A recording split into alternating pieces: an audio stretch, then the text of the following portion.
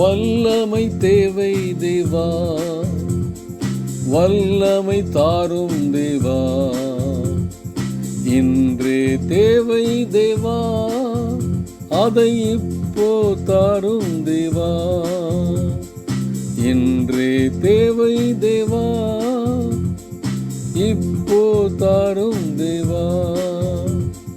பொழிந்திடும் வல்லமை, உன்னதத்தின் வல்லமை, ஆவியின் வல்லமை, அக்கினியின் வல்லமை, பொழிந்திடும் வல்லமை, உன்னதத்தின் வல்லமை, ஆவியின் வல்லமை, அக்கினியும் வல்லமை, வல்லமை தேவை தேவா, வல்லமை தாரும் தேவா, இன்றே தேவை தேவா, அதை இப்போ தாரும் தேவா, இன்றே தேவை தேவா, அதை இப்போ தாரும் தேவா.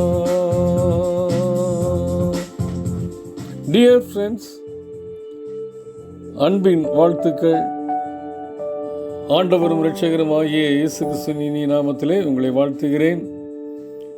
கடந்து போன நாட்களிலெல்லாம் ஆண்டவர் கண்ணின் மணியை போல் நம்மை பாதுகாத்திருக்கிறார்.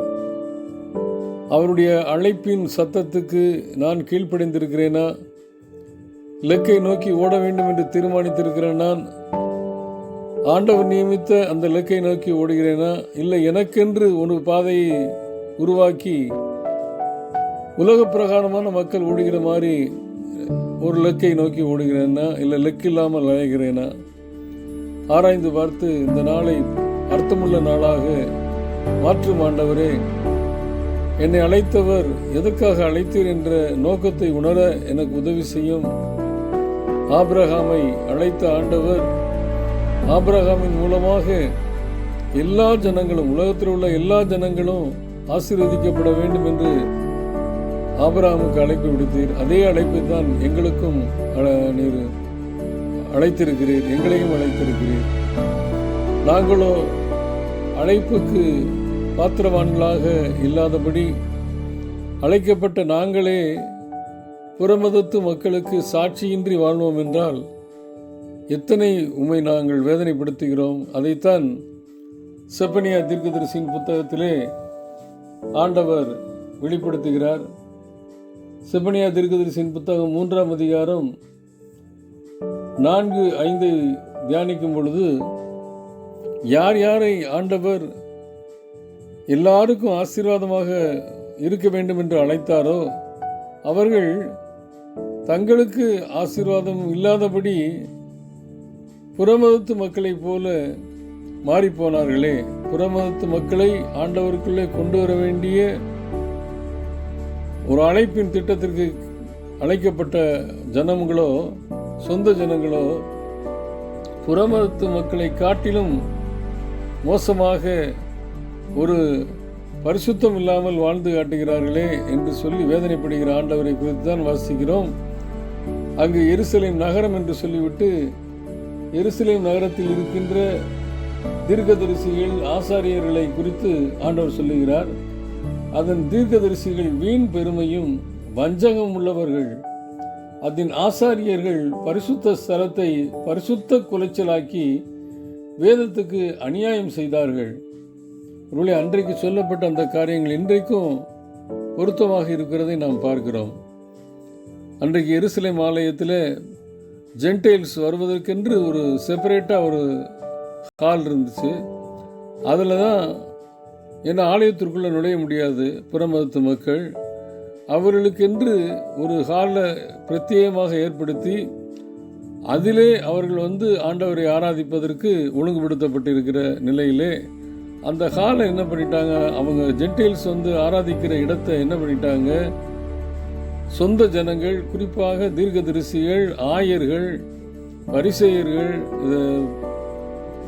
ஆசாரியர்கள் என்ன பண்ணிட்டாங்க, அன்றைக்கு இருந்த மத தலைவர்கள் சொந்த லாபத்திற்கென்று காசு கடைகளையும் அந்த விற்பனை செய்கின்ற இடமாகவும் அதை மாற்றி புறமதத்து மக்கள் ஆராதிப்பதற்கு இடமில்லாதபடி அதை ஒரு பிஸ்னஸ் சென்டராக மாற்றினாங்க. அதை தான் ஆண்டவர் சொல்கிறார், கள்ளர் குகையாக மாற்றினீர் என்று சொல்லி.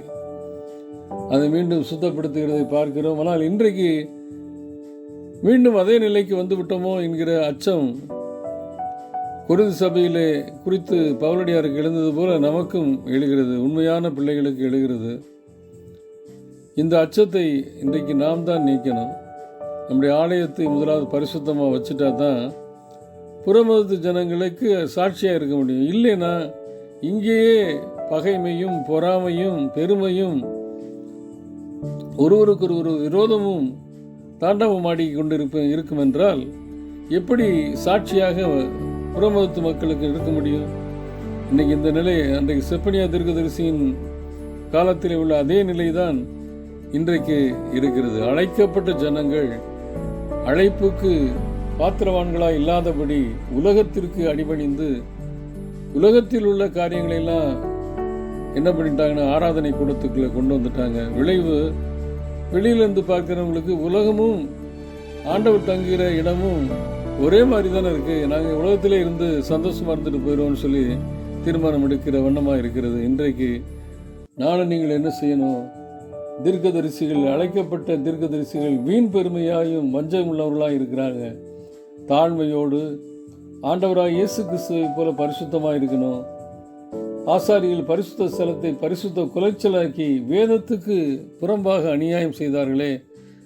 அப்படி இருக்கும் என்றால் இன்றைக்கு ஆண்டவரே மீண்டும் எங்களுக்கு பரிசுத்தத்தை கொடுங்க, உடைய பரிசுத்த சந்ததியாக இயேசு கிறிஸ்துவின் அடையாளத்தை தரித்து கொள்ள எங்களுக்கு உதவி செய்யும் சொல்லி அழைப்பு பெற்ற யாவரும் யாரும் குறை சொல்லாதபடி எல்லோருமே அந்த அழைப்புக்கு பாத்திரவான்கள் இல்லாதபடி நாம் ஆசீர்வாதத்தை இழந்து போயிருக்கிறோம். இன்றைக்கு ஆண்டவரே, நீர் நல்லவர், நீர் நீதியுள்ளவர், நீர் அநியாயம் செய்வதில்லை, ஒரு குறைவும் இல்லாமல் எங்களுக்கு நியாயத்தை விளங்க பண்ணுகிறீர். நாங்களோ அதை புறம்பே தள்ளி போட்டோம், எங்களை மன்னியும் என்று சொல்லி ஆண்டவருடைய பாதத்தில் மன்னிப்பை கேட்டு மீண்டுமாக பரிசுத்த ஸ்தலத்தை, அதாவது நம்முடைய ஆண்டவர் தங்குகிற ஆலயமாகிய நம்மை பரிசுத்தப்படுத்துவதற்கும் அதில் அதன் மூலமாக புறமதத்து மக்கள் ஆண்டவரை ஆராதிப்பதற்கும் சாட்சியாக அடையாளமாக என்னை நிறுத்தும் என்று கேட்டு இந்த புதிய நாளை துவங்குவோம். கர்த்தர் தாமே நம்மை அர்த்தமுள்ள வாழ்க்கை வாழ, இலக்கை நோக்கி ஓடுகிற ஓட்டத்திலே தொய்வில்லாமல் ஓட, அநேக புறமதத்து மக்களை, ஆண்டவர் அறியாத ஜனங்களை அழைத்து வந்து மந்தையிலே சேர்க்க நம்மை பயன்படுத்துவாராக. ஆமேன்.